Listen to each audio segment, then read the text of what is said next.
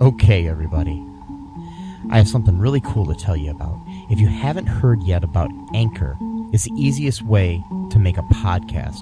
Let me explain here. It's free. There are creation tools that allow you to record and edit your podcast right from your phone or computer.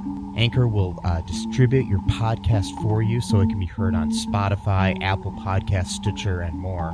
You can make money from your podcast with no minimum listenership. It's everything you need to make a podcast in one single place. Now, the way that you can do this is you got to download the free Anchor app or go to anchor.fm, and then you can get started. It's really fun. We just switched over recently here at All Too Real 2, and I'm enjoying it so far. So be sure to check it out and let us know what you think.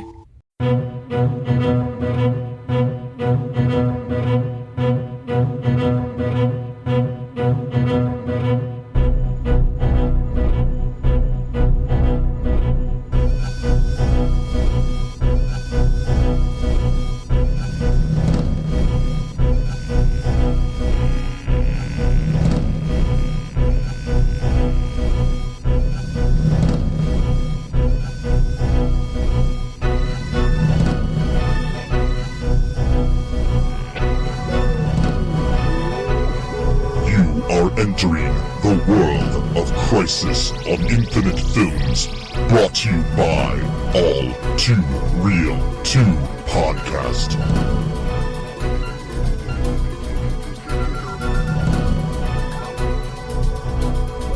Hey everybody, welcome to the latest episode of All Too Real 2. My name is Michael E. Cullen II, and with me as always is my co-host. You could just say my name. It's Matthew Haas. Yeah. Matthew the Haas. Yeah. Is that what it is? Yeah. It means rabbit, actually. Okay. Rabbit? Yeah. So you're Matt the Rabbit? Mm-hmm. Matt it? Yeah. Mabbit? It's Germanic for rabbit or hare. Okay. Yep. So, anyways, today we are covering one of the greatest films ever made. It is a movie that kind of started off the whole Marvel movie business. It also stars an Academy Award-winning actor. It indirectly started Pixar. It also has a convicted sex offender in it. Yes. Yes, we are talking about Howard the Duck. Woo! Howard the motherfucking Duck. So anyways, this is the first movie here in our little series of the not so marvelous films of Marvel. Or something like that I'm going to call it. I don't know yet. Anyways, if you're not familiar with Howard the Duck, I highly recommend you go see it now because it's the greatest Marvel movie ever made. It's better than like Endgame or anything like that. Yeah. Better than Winter Soldier. Yeah. Better than Iron Man. Civil War. Yes. This is like the pre-MCU, but it's better than the MCU. Yes. And I mean it's even better than the Fox Marvel movies. Like it's better than that Fantastic Four movie that came out a couple years ago. Everything's better than Fantastic Four movies, but and then it's better than how Dark Phoenix looks, and it's better than okay, we're lying. Yep. So, Howard the Duck. Yes, the first feature-length film based on a Marvel property. Produced by George motherfucking Lucas. Mm-hmm. And this is like when George Lucas was hot. This was like 3 years after Return of the Jedi. Yeah, this is when he could do no wrong. This is pre-Jar Jar Binks. Yeah. George Lucas. This is like after Temple of Doom. And they even have a little joke there, too, about the breeders of the lost stork. Yes. Poster in Doug Howard's apartment on his I think floor. I'd rather watch that movie. Yeah, me too. That'd probably be good. So many duck puns in this movie. Yeah. I couldn't even write them all down. Yeah. They exaggerated a lot. Yes. Wait. It's duck and ridiculous. Mm-hmm. Anyways, Mother ducking, there you go. yeah. I was about to go quackers. Anyways, this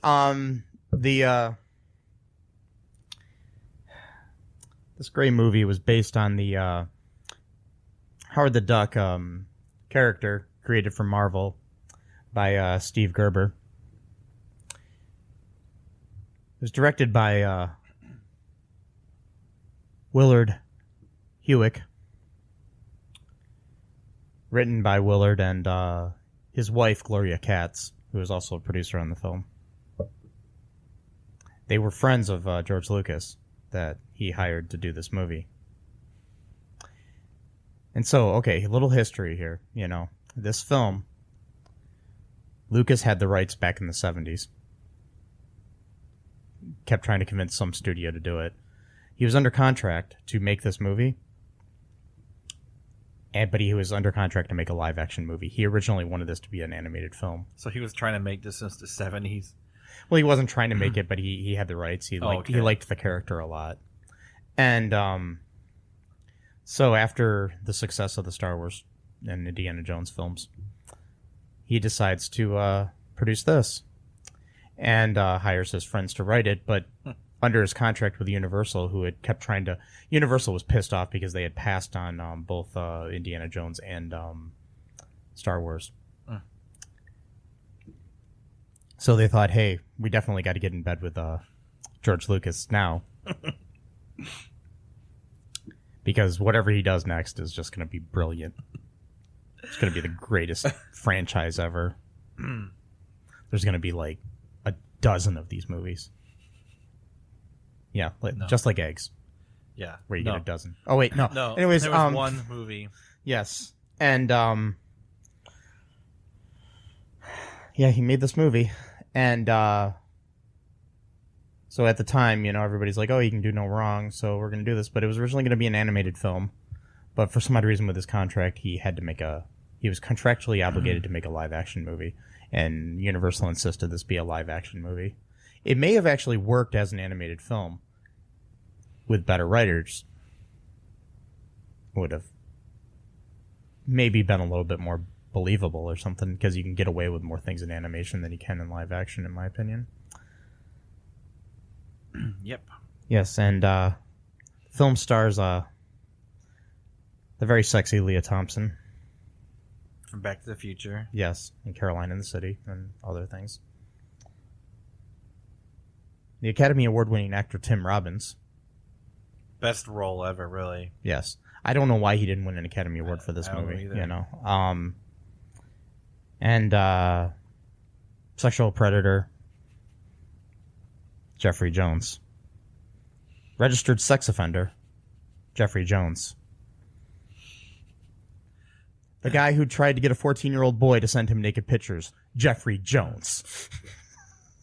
Who failed 2 times to register and then got arrested again for not registering in Florida and then another state or whatever. Jeffrey Jones. Jeffrey Jones. Yes. Which the principal Rooney from from Ferris Bueller's Day Off. That's right. Yes. And also, you know, the greatest film of all time, Stay Tuned. Oh, yes, he wasn't that. With what was the guy's name? With John Ritter. Yeah, yeah. Yes, that is actually a really good movie. It's a bad movie, but I I enjoy it for some reason. Anyways, it's not. When I say really good, I mean it's really better than this movie. It's fun to watch. Yes, basically. The Wheel of Misfortune. Yeah, that was funny. So this film was nominated for several awards. Razzie Awards, that is. It won 4. It's since gained a cult following, but is considered to be One of the worst movies ever made. Yeah, Lucas had proposed adapting the comic book following the production of American Graffiti back in 1973. And after multiple production difficulties and mixed response to test screenings, Howard the Duck was released in the theaters in August 1st of 1986. Upon its release, it was a commercial and critical failure. I can't imagine why. I mean, it was perfect in every single way. It was brilliant, man. All the quotes that didn't make any sense. There was no context to them. They were just like throwaway lines that like someone had heard once, and they're like, "Oh, this fits in this conversation somehow." It doesn't, but let's do it anyway. Like, what was Tim Robbins' line? "I could have been a contender." Contender at what? Like, yeah, let's just quote On the Waterfront for no fucking reason whatsoever. You're not talking about competition of any kind whatsoever. So it's like I said, it's like me quoting random lines from Angels in the Outfield, the 1994 version, not the 1950s version. But like lines that don't have anything to do with anything that's actually happening. Like, I'm just gonna quote the line, and not even a line that makes any sense. Like, someone ordering a corn dog or something like that. Okay, that makes sense in the context of like a nuclear power plant. I'm gonna try that in real life. What? Just randomly quote movies in situations that have nothing to do with just it. Make sure that the context doesn't make sense, and just see how people react. Like, next time I go to a funeral, I'll just automatically just say, here's looking at you, kid. Yeah. Just why not? Walk up to the condom. That reminds me. I think that was on my head. That's why. But the coffin is what I meant to say. Because of the condom. There's a condom in this movie. Not wrapped, just in his wallet. In Howard's wallet. Not used, fortunately, but just, a loose condom in his wallet. Can I mention that this movie is PG? Yes, sure. There's a lot of adult sexual humor in this film. Yeah. That seems to be geared towards kids. Like I said, though, back then it seemed like PG was like they had a little bit more leeway, it seems like, in the 80s than they do now. But regardless, who are you marketing this movie to? You know what I mean? It's like, because if your parents are in the theater and one of the first things they see in the movie is duck boobs. Right. And like the first, 4 minutes of the movie. Yeah.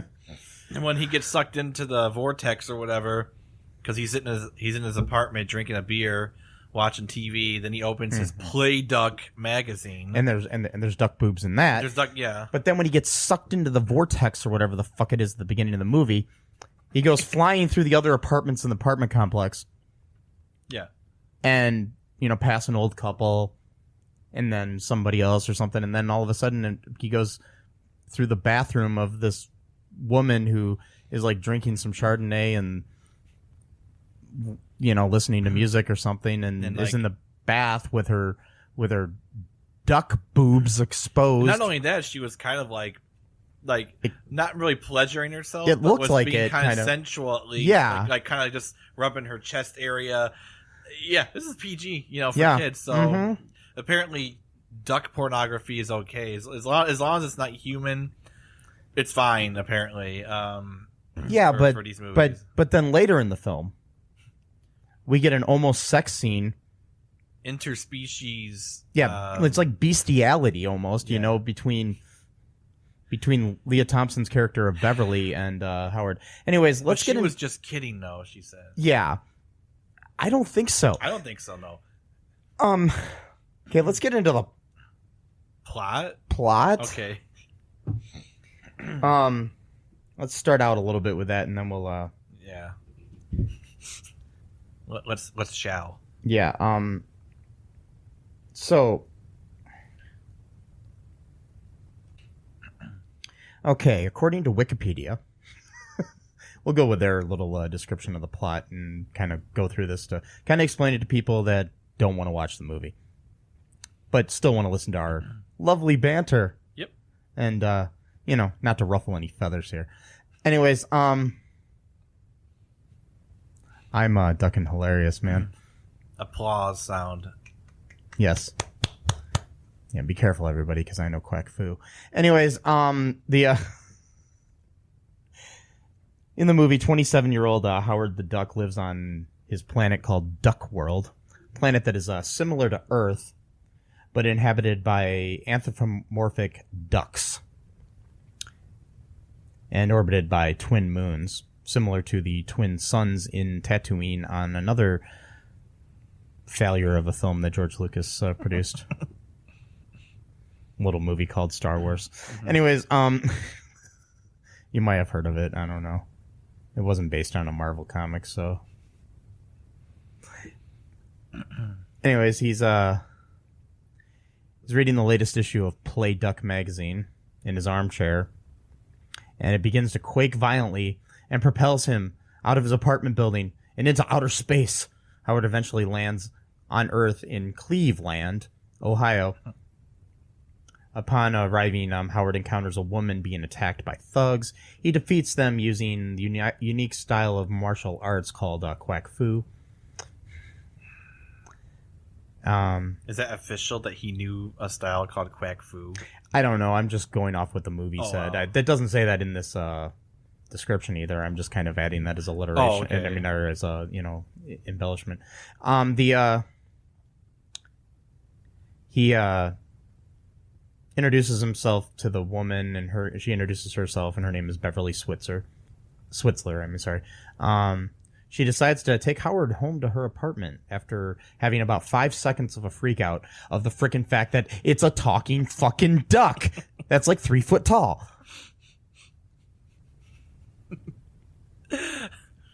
Only 5 seconds. Yeah, I know.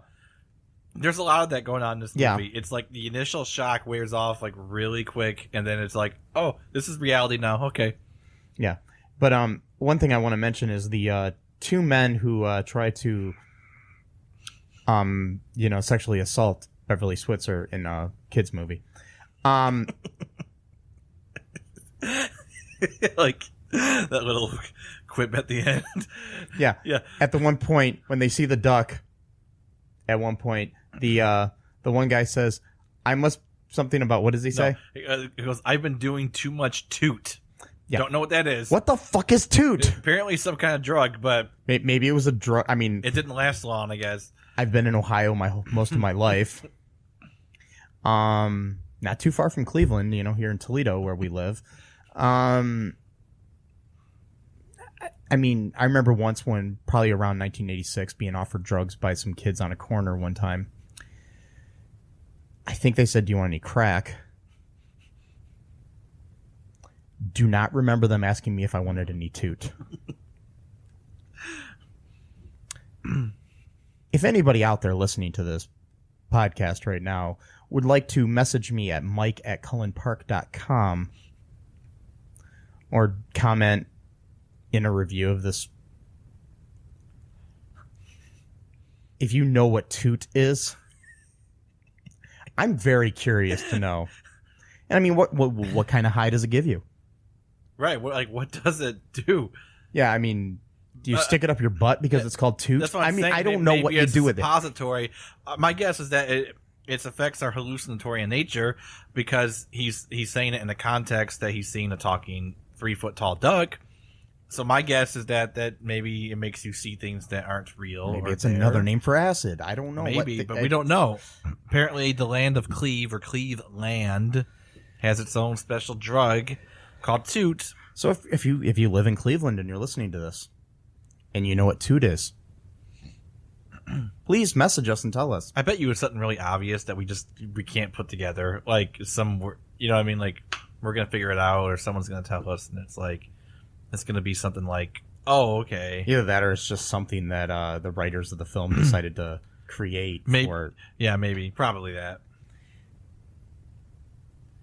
What the fuck is toot? Okay, anyways, I think I'm on toot right now. Anyways,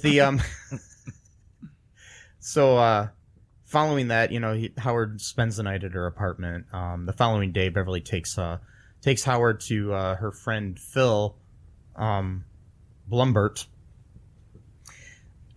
a quote-unquote scientist who Beverly hopes can help Howard return to his homeworld.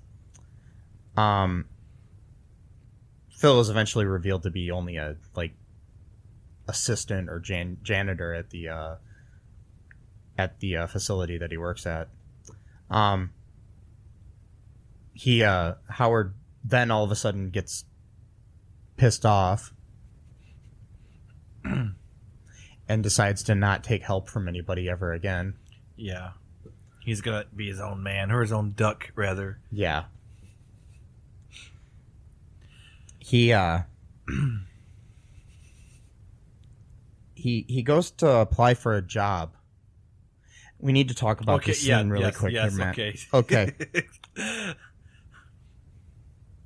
What happens in this scene, Matt? Okay. He goes to the employment agency of Ohio, or whatever it's called, and he gets this mean, stern, caseworker that's like, I'm not gonna let you just live off the dole. I'm gonna get you a job.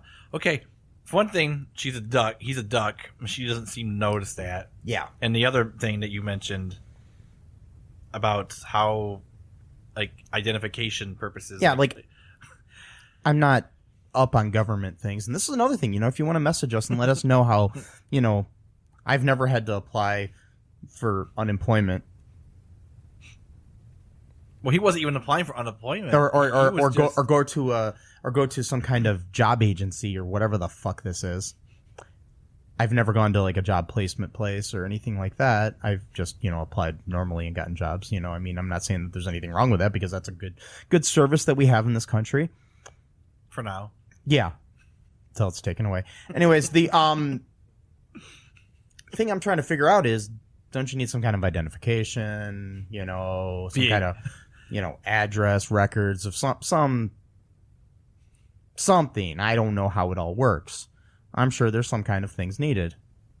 You can't just walk in off the street looking like a 3-foot fucking duck and get placed into a job. I'm pretty sure you have to be a human being. But she doesn't. She thinks that he's just trying to look alternative. I think is the word she used. Yeah, he's just wearing makeup to be punk or something like that. It's no amount of makeup in the world is gonna make you look like a fucking duck. I'm sorry, but and then of course there's the whole sexual harassment aspect too, because she bends over at one point and he's about to bite her ass. It's what the hell. And then he ends up biting the paper that she gives him or whatever, his position, his job or whatever. It's in a kid's movie, by the way. And by the way, the job he gets is some weird sex motel. Yeah, it's he's working at what Wikipedia calls a local romance spa, where people are just having sex in hot tubs, all over the place, every room. Yeah. And you see a scene of somebody, right at the beginning of it, where you basically see cleavage really well of this actress, and stuff like that. I mean, you almost see her breasts, not as clearly as you see duck tits or whatever you fuck want to call them. Anyways, the PG. Yes. Kids. Yes. The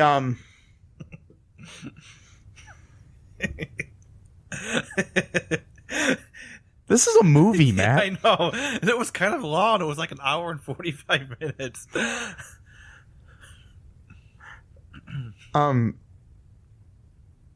Anyways, I think that's a good place to stop for a break really quick. Sure. And we'll come back with more of the plot after a word from our sponsors, so I can kind of, maybe go eat some quackers. Yeah. Or, I don't know. Or some, I can't think of it. Quam chowder. No, that doesn't sound right. Yeah. Some Quacker Oats. Yeah. There we go. We can do this all day, folks. Yeah.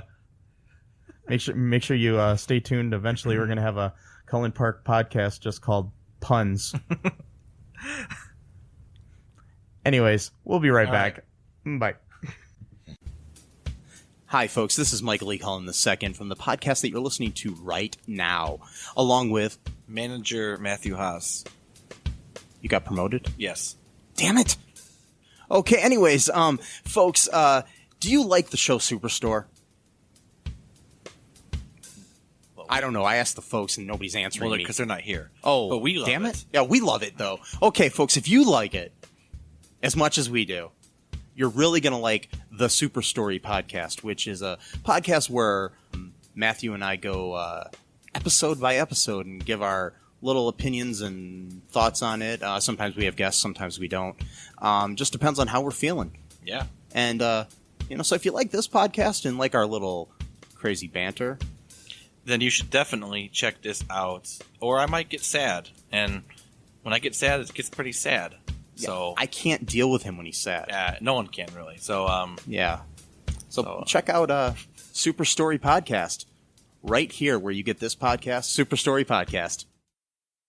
You won't find a better quantum physicist than Dr. Gra Horatio. How do you do? I am Dr. Gra Horatio, a scientist. However, like many of us, he's useless without a good cup of coffee. Thanks to coffee, I can accomplish more in a week than a regular scientist can in a month, with just as many psychotic breakdowns. It's quite economical in the long run. You can hear Dr. Horatio and his exciting adventures in the upcoming radio comedy, Magus Elgar. Visit MagusElgar.com to download your copy today. So, those ads were great, weren't they, Matt? duck sauce, really good stuff. Yes. Yeah. Duck sauce and eggs. Mm-hmm. It's good stuff. Good stuff. I'm going a little quackers here. Again, yep. I think I said that before break. But anyways, so back to the plot of this brilliant film. Should be on the AFI 100 list. Ahead of Citizen Kane, in my opinion. Because when I think of great people in movie history, I think of Orson Welles and Howard the Duck. Yeah. Yep. It's too bad they didn't get, Orson Welles to play Howard the Duck. That would have been amazing. Yeah. All right, so where do we leave off in the plot? Okay, so basically, after... So Phil was revealed to be like a janitor, and then Howard got all pissy, and he went to the... We were talking about, I think, the whole thing where Howard went and basically became like a janitor or something himself at a love spa of some sort, and so he quits that job after being treated like shit by the boss, who doesn't seem to realize that he's a fucking duck. No one does. Well, He just thinks he's a freak. Yeah, he makes him clean like all the fucking hot tubs and stuff. And so Howard he quits, and then he rejoins Beverly, who plays in a band called Cherry Bomb, an all-girl band, which is funny because, the Runaways, they had a song. They had a song called Cherry Bomb, so exactly. I just thought that was interesting. Mm-hmm. Wonder if there was any allusion to that. That was probably... Cherry Bomb. And then, Sorry. It's okay. Copyright infringement, sorry. Oh, no, it's fine. You didn't sing okay. enough of it. Oh, okay.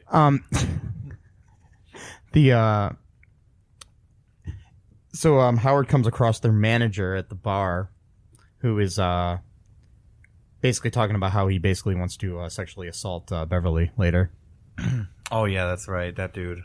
And so there's a big fight scene that's like very strange, and one of the guys there is also another guy from Ferris Bueller. I think one of the guys that steals Cameron's car. Yeah, at that one point, yeah, when they're from the parking garage. Anyways, a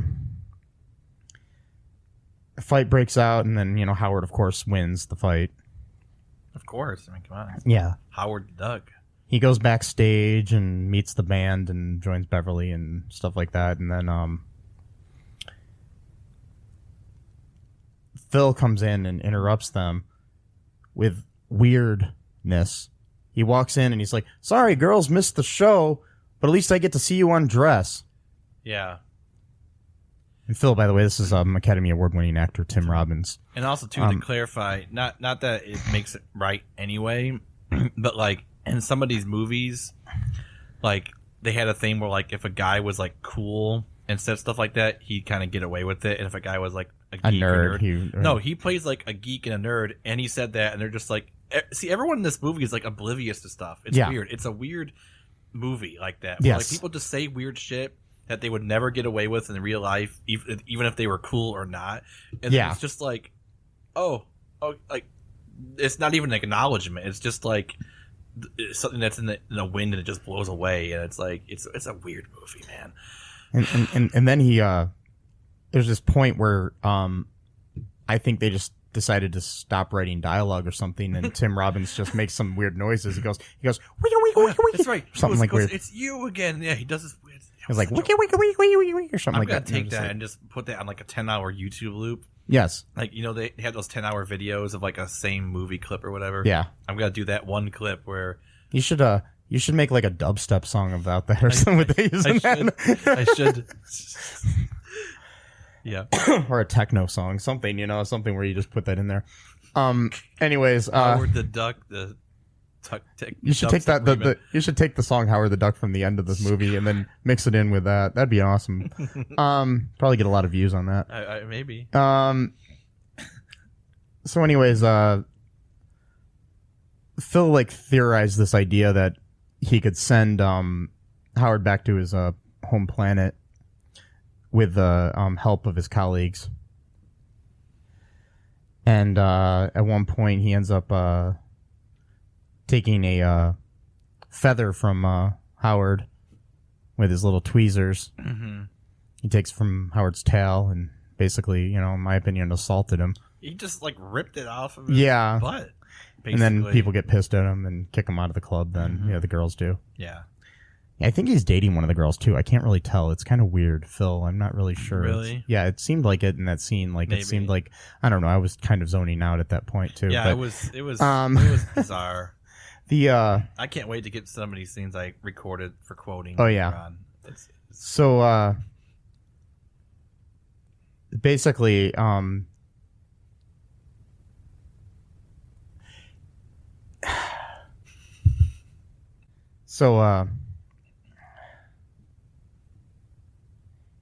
then there is a scene that I can only describe as the most disturbing scene I've ever seen in a film in my life. Where the very attractive Leah Thompson comes on to a 3-foot talking duck. And she comes on hard too.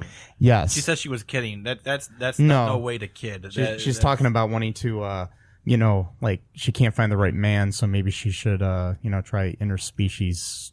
Well, because he flirted with her first. Yeah, and then jokingly, she took it like to a next level, and he got really nervous and uncomfortable. And then she's flirting with him in her like in her bra and underwear, and she's about to undress at one point. It's like that's a really hard. And a kids movie, by the way. Yeah, PG. Yeah. I mean, this movie is rated the same as some animated Disney movies. Yeah. Yes. I wonder how this got passed. I wonder if anyone even reviewed it. If maybe it was so bad that they're just like, all right. Like they saw like the first even the first 5 minutes we saw the duck tits. So there's no excuse for that. Duck tits. And like I'm saying too, I know you were saying when. Duck tits. No, I know you were saying like it was like the apartment was shaking because of the thing, but I think they did that as an innuendo on purpose because that like he was gonna masturbate. Well, because he just picked up the Play Duck magazine, and then it went away, and all you could see was like the nightstand shaking at first. So that was my first. The thing is, my first like feeling on that was on their planet too. Just want to let you know. I mean, we saw his ID and stuff. His name is Howard T. Duck. Mm-hmm. So his last name is Duck, and he lives on a planet called Duck World. Mm-hmm. But we know that there are people with other last names because, we see these posters with like, W.C. Fowl and stuff like that instead of W.C. Fields. Mm-hmm. So that means that there are people on that planet with other punny last names. Yeah. But that would be like my name being Mike Human. Right. Well, or Mike People. Person. Yeah. I mean, they're... Yeah, I just don't... It's just the way it is on that planet. Yeah, I guess. but I don't know. so would that make him more superior than the other ones that are just named other things, and he's actually lives on? But it's Duck World too, because I guess it would be almost like more like my name being Mike Earth. Right. I don't know. I mean, he's not that superior because even on that planet, no, he's just a loser. He quit he quit college. Yeah, he was going to be a plastic surgeon. Hey, maybe if he would have gone through with plastic surgery, he could have given some other nice duck breasts. Yeah, he could have augmented that. Yeah, but he turned that down to write songs and then stopped doing that and then got some construction job or something like that. Yeah, he was in a band called Howard and the Heartbreakers.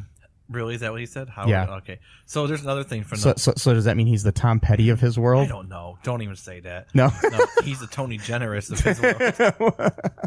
If you listen to our other if you podcast. listen to Superstory. Yeah. There's a character called Tony. Well, not character. It's a real person, but yeah. He is a character. He's definitely not a character. Yeah. Well, he is a character. But yeah. Anyway, but can I just say one more thing? Yeah, sure. Go ahead. So when she found his wallet when he went to sleep the first night, that he came the night when he helped fought those guys that were attacking her, his wallet dropped and it had all these stupid puns like Marshington, D.C. And then a dollar bill with Washington with a bill on his a duck bill. And there was something else too. Oh yeah, blooming ducks. That's right, the blooming ducks card or something. And then there was the condom that was not in the wrapper. Yeah, not used, fortunately, as far as I know. Yeah, if so, that's disgusting. But who the hell keeps a condom in their wallet unwrapped? I don't get that. That's what I'm saying. There's something wrong with this guy. I don't know. Yeah. But and then in that other in that scene we talked about earlier where Phil comes in and says something about being happy to see them undress or whatever. He's bringing a pizza. Oh yeah. And Howard is like, "What's a pizza?" Right. So on his planet they have like beer and magazines and movies and apartments, and they all speak English, but obviously they don't have pizza. No. And they even had the same brand of beer. Didn't you say they had? Yeah, I think they both had Budweiser in both places. So he's drinking. So Budweiser is a multiversal alcoholic drink, apparently. Yeah. But pizza only exists on this earth. But there's obviously no Domino's in their planet or something or whatever. Like, what the fuck? I don't know. I don't think they thought that part through. Yeah. I think that got lost in the editing process or the writing process, whatever. Yeah. Because it's just so weird. There are certain things that like Howard acts like, oh, this is weird. I'm here on Earth and this is blah, blah, blah. And this is strange. What's pizza? And then other times it's like everything is normal. And then people are freaking out because he's a duck in some scenes, and then other scenes they just don't even notice that he's a fucking duck. Yeah, like there's no consistency. Like the employment agency lady. Yeah, she just thought he was like some punk that was like wearing makeup to look alternative. I'm like, what kind of makeup? And then there's a scene where he's on the bus before he goes there, I think, and they kick him out because he's a duck. Yeah, they notice. So the bus people notice he's a duck, but the employment agency doesn't. Who he doesn't even produce any identification. Yeah.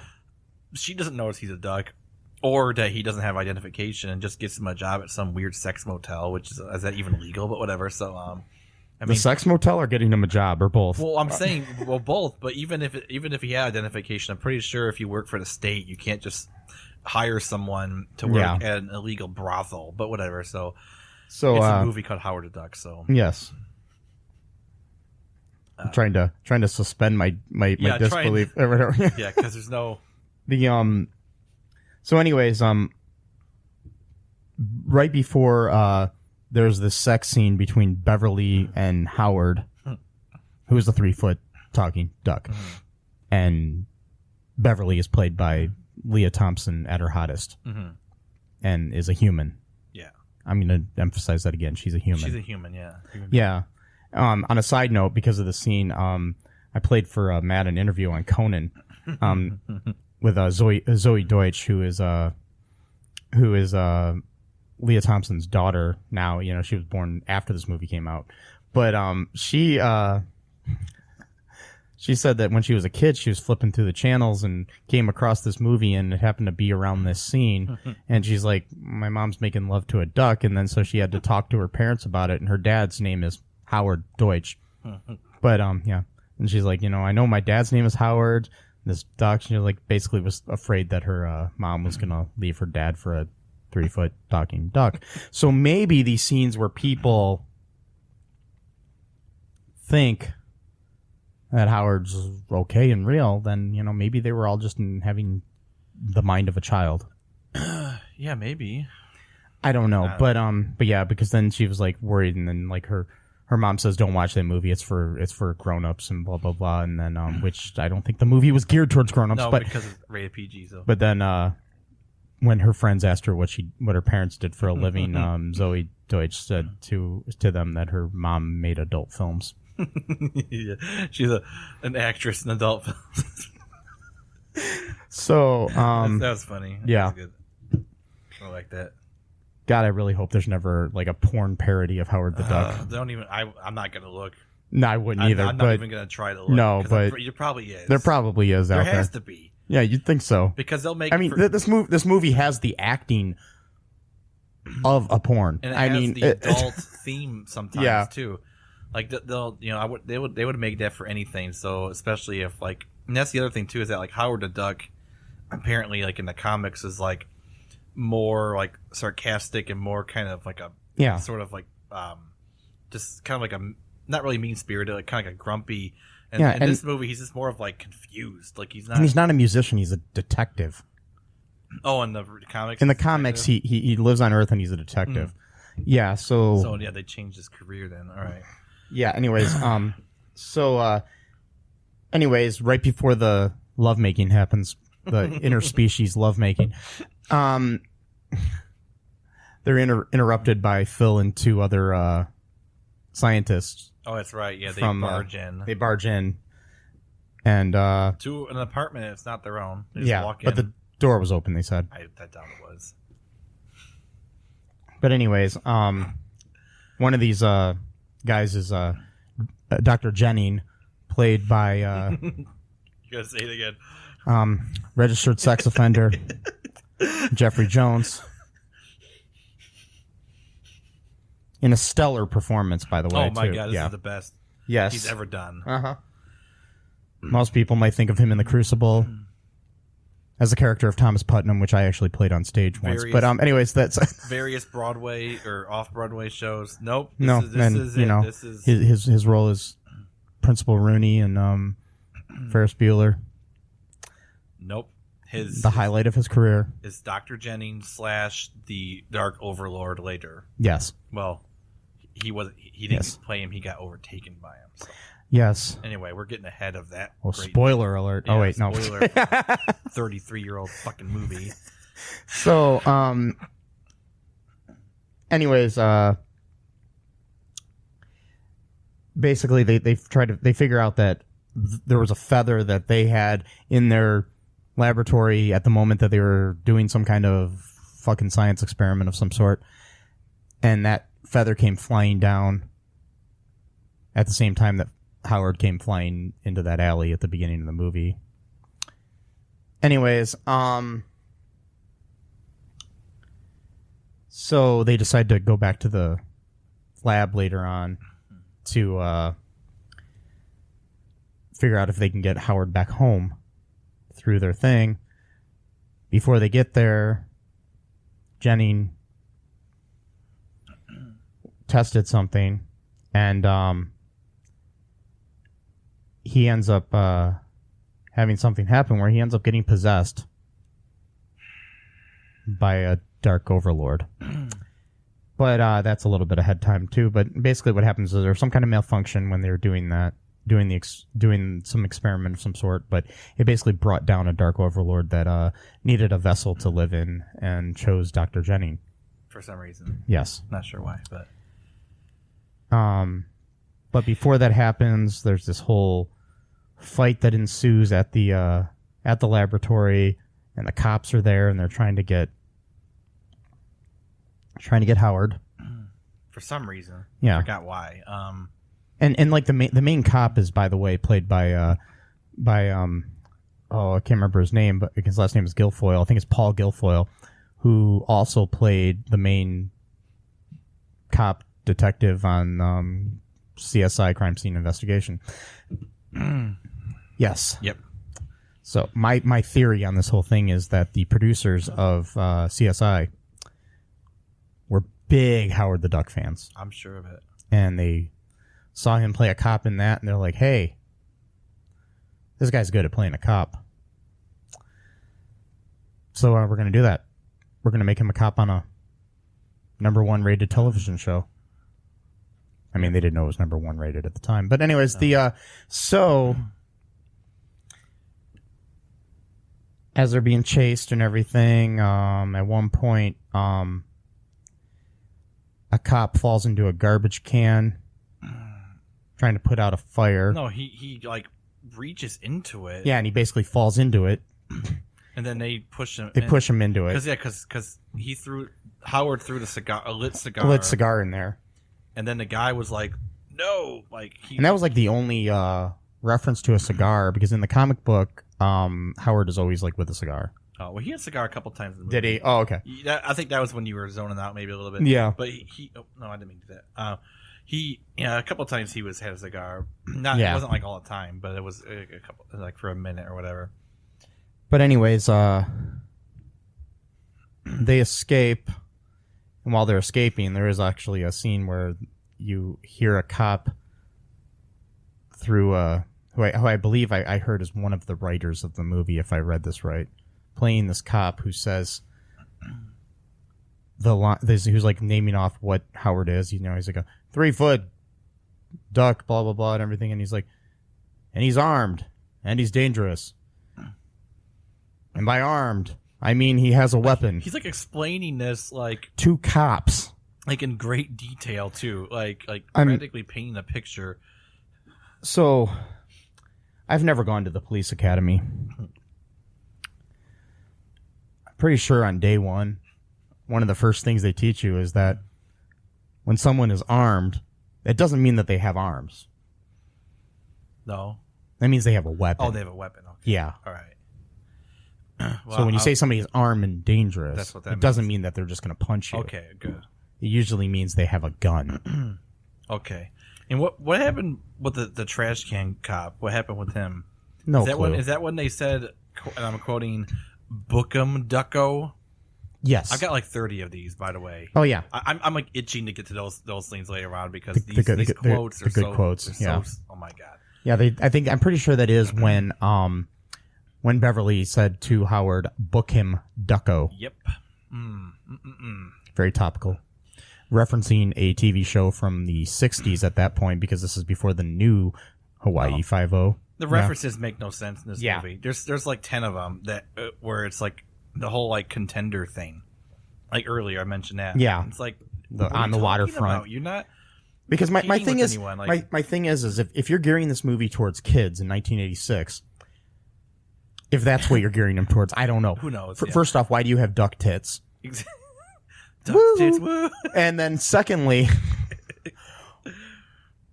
why do you quote movies like On the Waterfront and TV shows like Hawaii Five-0? Exactly. Movies from the 50s and movies and TV shows from the 50s and 60s. Because lots of kids are sitting at home watching On the Waterfront. Yeah, of course, man. I don't know if that was in there for the adult audience that they were somehow trying to court, which I don't get that either. Even then, that's kind of an obscure reference. Yeah. Sort of. Well, the contender one isn't really, but okay. It's probably one of Brando's most famous lines after the lines from like Godfather and shit. But anyways, so they take off with Jennings, who they don't realize is possessed by the Dark Overlord. Not yet. Yeah, basically they think he needs something to eat.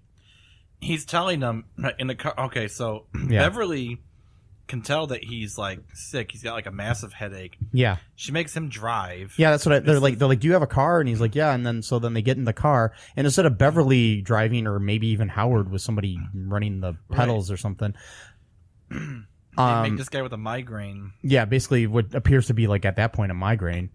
Yeah, he's not changing that fast, and he's telling them that he's. Oh, so can I get? Yeah, go ahead. Yeah. So then it's the 80s, so they have to throw in like some random transphobia for no apparent reason whatsoever. So he's like, "I'm changing into something else," and then Howard's like, "Great, like a sex change or something." It's like, what? And it wasn't even funny. Again, it's like these throwaway lines. Like, what are you talking about, man? Not only are you just like being mean, but like it doesn't make any sense. I don't know, whatever. And then So they go to a diner. The diner scene. A diner called Cajun Sushi. Like, I think it's like, I don't know. I can't remember what it was. It was somebody's Cajun Sushi. Yeah, it was called It was called. Yeah, but it was like a name above it, like so and so's Cajun Sushi, whatever it was. It was like, but it looked like an old like 50s diner. But in the diner, everybody's wearing like these bandanas that kind of look like the Karate Kid ones or something in there. Yeah, that's right. Which made no sense. But anyways, they're in the diner, and everybody thinks that Beverly and Jenny are like a couple, and that Howard is just their kid in a costume. Yep. And then Howard freaks out at one point because they serve him eggs. Right. He's like, take it away or whatever. He's like, is it cannibalism or whatever, and blah, blah. And then he like freaks out. And then there's these like random truck drivers who come up, these like Bubba looking truck drivers. All right. They're like, hey, what are you doing? Here. Yeah. And they're like, are you duck? And then they grab there's like, oh yeah, there's a key, by the way. There's like an electronic key that goes into the machine that Jenny, basically gives Jenny permission to use the machine, and they need that to use the machine to try to get Howard back home. And they have it, and the truck drivers grab it, and they're like, what is this, your key for your duckmobile? Yeah. Because that was hilarious, man. That was the duckmobile. Because they thought that Jenny was like a ventriloquist, and he was making Howard talk. Yeah. And that's when Jenny finally transformed into... Yeah, he starts totally transforming into... the guy, the overlord guy. Yeah. At the diner tables when he actually transformed. So then he was like already kind of like evil at that point, and like not really. Oh yeah, remember the part where when he's testing out his great powers, what he does to know he has powers at the diner table? Yeah, because if I had superpowers and I could shoot lasers out of my eyes and destroy something or do something, to prove that I have it, first thing I would do is break some glass jars of Heinz ketchup and mustard. Mm-hmm. That's what he did. It's a great way to test your powers out. Those are some amazing special effects, by the way. Yeah. Better than anything in Endgame. Yeah, totally. Better than, anything in any MCU movie ever. I agree. Yeah. Yes. Makes Thanos look like shit. He does. He makes Thanos look. And so that's what he does. The greatest villain in any Marvel movie ever. Yeah. So he destroys the ketchup mustard bottles. Yes. And then fight breaks out. Well, not fight. The biker people basically... Okay, so like this whole diner is apparently just full of savages, not just the bikers. Yeah, they all trying to Well, the bikers started it, and then like everyone in the diner like joined in and like this ritual. They were like seasoning Howard, like pouring salt and pepper on him, and they were about to like cut his head off. Yeah, they're about to chop his head off. There's like a stereotypical Asian chef in there who's about to chop off his head. Yeah. And we're going to leave you a little bit of suspense right now. We're just going to take another quick break here for a second, and then we'll come back and try to wrap this up and then do some reviews and read some reviews of the movie and stuff too after we finish up the plot. And my quotes too. And Matt's quotes. Yes. But yeah, and just looking at we're almost 50 minutes into this movie, or so, or a little longer than this. So we should probably take a break here. We'll be right back. Hey folks, this is Michael E. Cullen II from the podcast that you're listening to right now, along with Matthew Haas. We just wanted to tell you about our great podcast called Super. It's called All Too Real. And on that show, what do we do, Matt? We watch biopics, and then we talk about whether or not the movie matched up with the real story or not. So it was a lot more exciting than that, though. Yeah, so we analyze the real story and the real story. Get it? Get it? Real. Yeah, they're spelled differently, folks. You can guess which one I said which way. Anyways, so sometimes we have a guest, sometimes we don't. But we talk about great movies like Shattered Glass and The Social Network and Futile and Stupid Gesture, among others. Those are some of the ones that we've covered so far, and we're going to cover a lot more. So please subscribe on Stitcher, Apple Podcasts, Google Podcasts, wherever you find your great, fun podcasts. And be sure to share it with your friends. Do it. And make sure you're not afraid to get all too real. Bye-bye. Okay, so anyways, after the fight ensues at the diner, we get these they escape somehow and they're getting to a car, but Jenny tied up Beverly in very loose knots, by the way, too. But anyways, and threw her into a semi truck or something. Oh wait, that was after there was one point where they were like driving in this semi truck. Oh yeah, there's like the 15-minute long car chase. Yeah, and but too long. But that was bad. But there was like where Jenny and Beverly were in this car, in this truck, I mean, and he needed to get energy. Oh god, this was disgusting. And he has this like thing that looks like it's straight out of the movie Alien come out of his throat, which is like his tongue, and he sticks it into the cigarette lighter and he charges himself up with electricity. And then they need to get to some more energy, and then he ties her up in the car, and they're going towards some like nuclear power plant. Mm-hmm. Like it said, like the Cuyahoga County nuclear power plant, which I don't even know if there is one there. But anyways, this whole movie was shot in California, by the way, and you can see palm trees from time to time and stuff like that. Which, I mean, I've lived in Ohio my whole life, and I've never seen a palm tree here.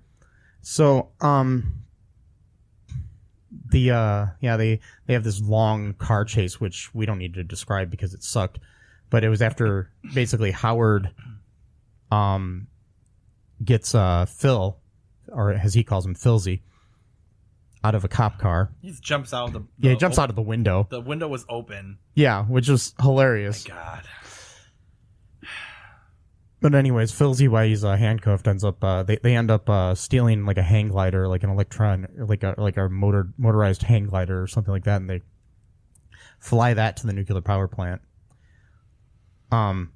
While Jennings is at the power plant, he's going on a tour with a bunch of other scientists or something of the power plant. And at one point, he's acting all weird, and he's talking like this because this is what you talk like when you're evil. Mm-hmm. And they think it's weird in the way he's talking and stuff, but instead of thinking maybe he's possessed or maybe which I mean I wouldn't jump to that conclusion, but hey, this is a world where people don't freak out about a 3-foot duck. Right. Some people do, but they offer him coffee. I know. I don't know. It's just, but anyways, that just was weird to me. So what happens now? What it was like? He eventually does something. I don't know. Creates disturbance. I don't remember. And then he has access to the big power thing. Howard and then Philzy, I guess, find them somehow. Yeah, and they try to attack him. So there's a big fight breaks out. That is another 10, 15 minute long. It's like these scenes. Yeah, these scenes just drag. The pacing are bad. Drag and nothing happens. Yeah, the pacing's terrible in this movie. It's like things drag and nothing happens. It's like an episode of Dragon Ball Z or something. Yeah. But So the big fight breaks out, right? And then the Overlord, he like shoots them with Beverly and Phil with like this weird laser shit or something like that, like making them disappear or something like that. I don't remember. Oh no, it's because he wanted her to be the host. Yeah, he puts her he ties her up to like a thing to try to.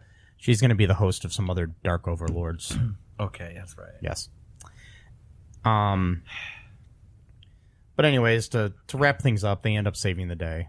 Howard stops this beam from bringing the overlords into Beverly's body or something, and then he sacrifices his chance to go home. Yeah, basically by that. So yeah. So then we end the movie with a big concert in like a big arena. Or Best something. song ever. And then and they're singing a song called Howard the Duck. Howard the Duck. Egotistical to sing a song about himself, but no, he wasn't singing it. Oh. Beverly's in her. But Beverly and Cherry Bomb were. He eventually comes in. He comes out playing guitar. Yeah, he plays guitar during it. Yeah, and it appears like that Phil is like their manager now or something, or which is weird because he was a scientist that wasn't really a scientist. He was either that or he's just running the stage lights or something. I don't know what he's doing. But anyways, it ends with that song, and then we have our thank God credits and stuff like that. So, do you want to read some of the beautifully wonderful quotes from this film before I get to the to some reviews from the Internet Movie Database? Yes. So we said, I'm just gonna go down the line. The Bookum Ducko, that was great. Yes. When he's at his apartment on Duck World, he has a poster called "Breeders of the Lost Stork." Yes. We already mentioned the thing when he says he's changing, and Howard's like, "Great, like a sex change or something." It's like, nice transphobia you got there. That's awesome. But he also said another thing too, because he mentioned it twice that he was changing, and then Howard then goes, "Try saying that to your insurance company." Like, what? Like, whatever. And at one point, when he was going to the science lab or whatever, and they were saying like no pets allowed, and he said he was a seeing eye duck. Yeah. You have the two rapey looking dudes from the beginning. Well, not just looking. They tried to assault her. The one guy saying, "I've been doing too much toot." Yeah. That guy. Yeah, we talked about that one. Oh, okay. So the Toro. So this is an interesting thing. So during the diner scene, you pointed this out about the pies. Yeah. Can you talk about the pies? Okay, they're having this big fight scene, and Howard has like these cream pies in his hand, and it looks like he's gonna try to throw them at these guys, but instead they kind of run towards him, and they basically plant their faces into the pies, and it makes it seem like Howard pushed them into his face. But I think because of the special effects, they basically had the actors run into the pies. And you could see it. And it wasn't just like, and it was like you would think that like, oh, the first guy does this, the other ones will learn. No, it's like 5 people straight running into pies. Yes. Yeah. So, but during that time, he was saying Toro, and he does this again, like later on during the whole 15-minute long chase. Yeah. It's like, dude, you already said Toro. You can't do it. And is that like with is he doing this as in regards to like bullfighting where That's they feel that? But then there's that movie Tora, which is about Japan bombing Pearl Harbor. Maybe he said Tora. I don't know. But I don't know. I just wasn't sure which joke they were going for there. That's what I'm trying to right. So quote unquote joke. Yeah. Right. So when Jennings got up as the Overlord, like he was sitting down for a long time, and for the longest time, Beverly and Howard cannot accept that it's not Jennings anymore. It's this Overlord, and he's been talking to them for like 5 straight minutes, telling them who he is, and they still won't accept it. They're like, come on, you gotta go help us. It's like, dude, he literally just he's glowing over there, and you think he's gonna help you. He's gonna destroy the world and everything, and then like then when Howard was being seasoned by the mob of people about to kill and eat him, she's like, you gotta go help him. It's like the Overlord that said he's trying to kill you. Okay. Yeah. Anyway, so then he gets up finally because she convinces him that they're making fun of him. So then that makes him get mad. And then he gets up and he's like completely like or whatever. And he's like kind of like getting like this like electric orb around him. And this guy goes, he must have had the chili. Really? So what chili makes your body have like a shroud of electricity over you? I never had electric chili before. It seems kind of interesting. Ooh, that's a good name for a band. Electric chili. It is actually really good. But by the way, just to rest assure everybody, Jennings did escape okay. He the Overlord got out of his body, so he everyone was was so concerned about that. Yeah, I know they were. I was just making sure that they were concerned about the character played by a registered sex offender. Anyways, so then he becomes like full on Electric Man at this point, and then like one of the biker guys or whatever was like, hey, like basically like doesn't even see that he's got like a blue electric orb like surrounding his entire body. So then he like shocks him with electricity. So that was that's not really a quote, but that's whatever. Yeah. So then now everyone is like gave up on Howard and they want to fight this guy. And apparently people just like to fight in this restaurant or whatever. So then he's like saying like your stupid typical lines like, if you can't take the heat, get out of the kitchen, which is weird because like if he's like some intergalactic overlord, how does he know like American phrases like that? Like that's something that you would learn like culturally over time, that you wouldn't just know that, but whatever. So yeah, and then he goes like closing time, not the song, but like he goes, yeah, because this was pre-Semisonic, which this is back when they were a band called Electric Chili, right? Yes, wait. So the whole car thing when Filzy jumps out of the car, and then so then there's a scene when Filzy is trying to do something with trying to fix some machine that got broken apart, and then he asks Howard for the toolbox, and then he goes, "You got to screw loose," and then at one point when he's fighting the Overlord as the Overlord, because he eventually got out of Jennings' body and just became his regular self, he says, and I'm not kidding, "Prepare to eat beak." And then I'll let you say the one when Filzy says duck, and what Howard says afterwards. I'll let you say that. Oh, doesn't he say like? Oh, I forgot. What did he say? He goes, "I'm proud of it." Oh, yeah, that's right. Because he was telling him to duck. I remember laughing when it happened, but I couldn't remember the quote anymore. Yeah, Filzy was telling him to duck, and then he goes, "I'm proud of it." Yeah. And then he goes, and then at one point he says, "I need this like I need another tail," which doesn't make any sense. Yeah, I mean, it's kind of like, I guess, the whole, like, I need this like I need another hole in my head, which makes no sense either, but it's still... And then the Tarzan reference when he beats the Overlord. Again, yeah. What does it have to do with I don't know, anything? he like beats his chest like a Tarzan and says, but yeah. So Tarzan fought intergalactic demon space wizard people? That was the sequel you didn't see. So anyways, that's all I got for quotes. But, okay, so I'm going to read a little bit of trivia here from the Internet Movie Database first, but then we'll go into a couple of reviews here that we have of the film from the Internet Movie Database as well. But according to reports at the time of the movie's release, George Lucas had just built a $50 million Skywalker Ranch complex, and was counting on this film to get him back in the black because he had. And movie. Yeah, when it bombed, he was forced to start selling off assets to stay afloat. His friend Steve Jobs, the CEO of Apple Computer, offered to help by buying Lucasfilm's newly launched CGI animation division for a price well above market value. Lucas, in desperate straits and thankful for the assistance, agreed. That division eventually became Pixar Animation Studios. So this movie is responsible for the existence of Pixar. Wow. So there's something good there. Yeah, something good came out of this. Yeah, Leah Thompson still has the guitar from Cherry Bomb. Wow. That she played. I mean, eventually Howard did return to the screen in the Guardians of the Galaxy movies, and he's also in Endgame, people. He has a blink and you'll miss it cameo in Endgame, so look for that if you haven't seen Endgame yet. And the suit, the Howard the Duck suit, cost $2 million at the time. Wow. That George Lucas spent himself. The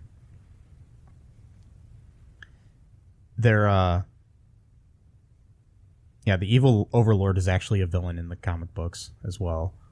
Like I said before, it won several Golden Raspberries. It won for Worst New Star. The 6 guys and gals in the duck suit is who won. That's what it said. Worst Visual Effects, Worst Screenplay, and Worst Picture, tied with Under the Cherry Moon. Wow. Yeah. Several people auditioned for the role of Beverly, including Tori Amos. Yeah. Also, Phoebe Cates auditioned for the role, as well as other stars like Paula Abdul, Kim Basinger, Jodie Benson, who she was the voice of Ariel in The Little Mermaid, Sarah Jessica Parker, Laurie Singer. They were all considered for the role of Beverly. It was like a highly sought after role at the time, I guess. The actor who finally got the role of the voice of Howard recorded all of his lines after the film was made. So on the set, they had somebody else reading the lines. But his name was Chip Zien, who is far more well known than the other actors that auditioned for the role. John Cusack, Martin Short, and Jason Alexander, who were all turned down in favor of Chip Zien. Yes. So that's a little bit of trivia. The Dark Overlord was actually reused in the movie Men in Black as the character of Mikey in the opening scene of the movie. Huh. Yeah. So, yeah, which was made 11 years later. Huh. That's some of the trivia. Now, let's read a 10 out of 10 review of the film. Best Marvel movie ever made.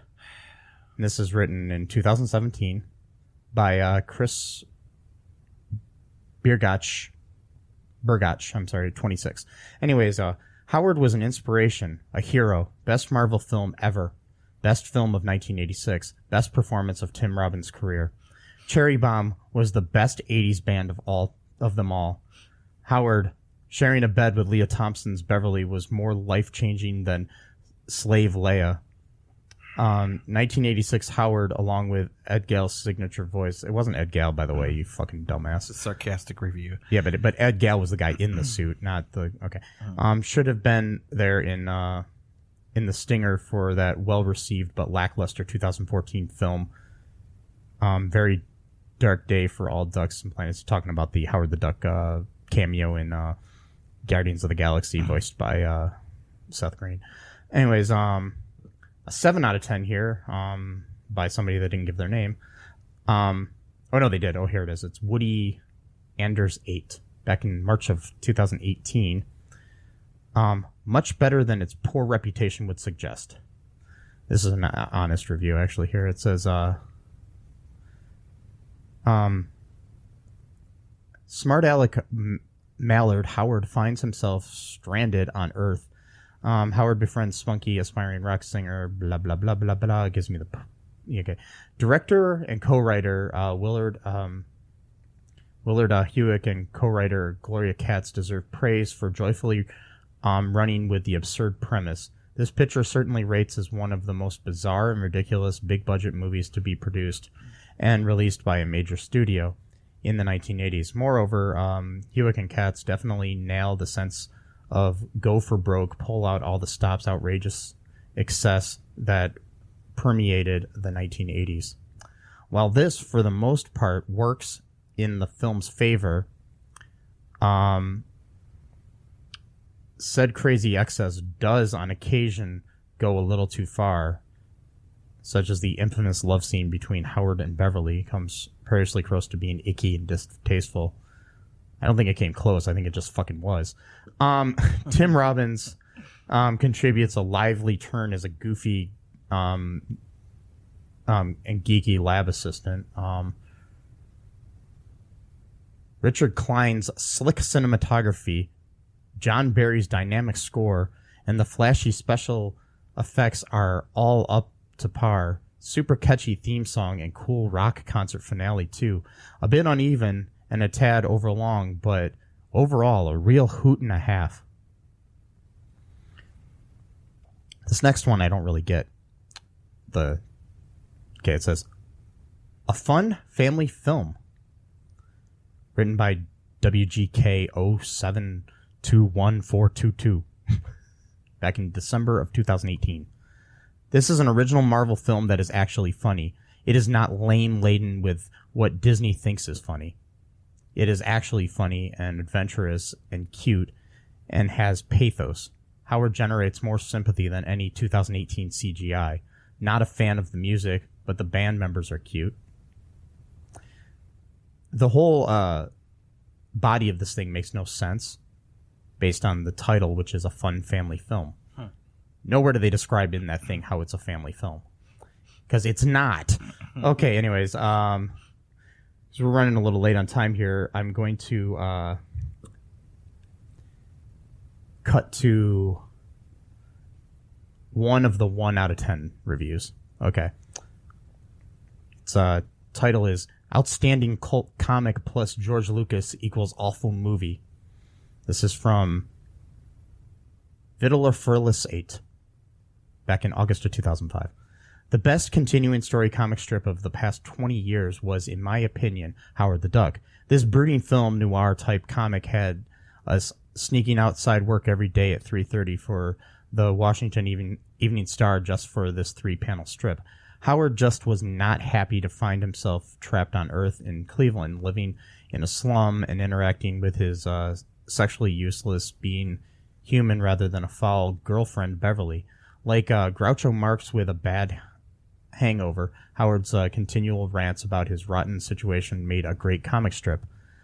Along comes executive producer George Lucas, who strips away every single thing that provided Howard with a character, and makes him nice, worse, makes him cute, gag. If that weren't bad enough, the film has Howard and Leah Thompson's character engaging in post-sex afterglow. It was actually pre-sex, but whatever. Thus advocating human and animal sex and spitting on the Judeo-Christian ethic for the sake of an unfunny sight gag. This film is now George Lucas's dirty little secret, a part of his legacy, and worse than any of the 3 prequel Star Wars movies. Boo hiss. Okay, but the thing is, though, yes, he was a duck, but he was a duck from a different reality that was more like a humanoid. It wasn't like she was having sex with like a duck from Earth. Yeah. So it's not really... It wasn't like she just went to the park and there was a pond with a duck and she just decided to fuck the duck. I shouldn't even be arguing against this person, but it's because it's stupid, but because I'm sitting here defending, but whatever.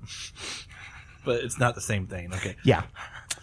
So, anyways, last question here for you, Matthew, before we end this. Sure, what's up? Would you recommend this movie to anyone, and if so, who?